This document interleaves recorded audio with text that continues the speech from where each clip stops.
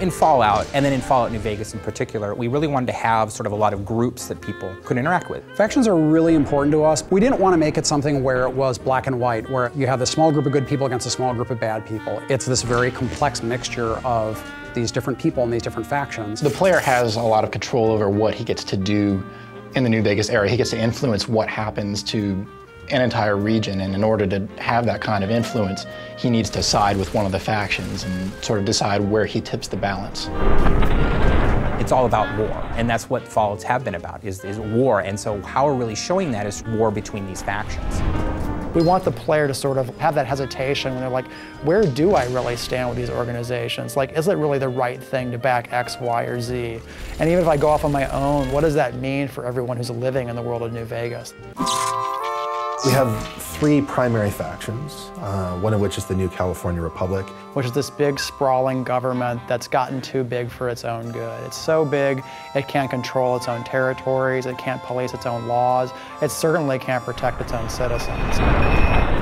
On the other hand, approaching from the east, looking to lock horns of the New California Republic, is this huge army of slavers called Caesar's Legion. Which is this terrifying war band of slaves that has come from out of the Grand Canyon area that is just conquering everything in its path. NCR and Caesar's Legion are sort of stalemated at the Colorado River and at Hoover Dam. Hoover Dam is one of our signature locations in the game, and to be honest, it's what everyone is fighting over. It's still able to provide power for part of the region, which is its big draw. Of course, Mr. House is playing into it as well, because Mr. House doesn't want NCR to win, ultimately, because he doesn't want them to take control of the Strip. But that's not going to happen, because you're going to work for me. The general idea is that we have the three major factions, Mr. House, NCR, and Caesar's Legion, but then there are all these sub-factions like the Great Khans, the Powder Gangs, the Kings, the Boomers, the Followers of the Apocalypse, and the player can go to those groups and try to shift alliances. We want the player to experience those factions. We want them to know what politics are at stake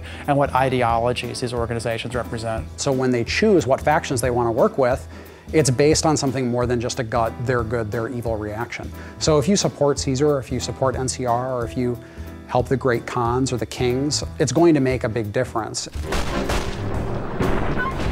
You can decide, you know what, I don't think any of you are really particularly well suited to be running this place, so I'm gonna fix that.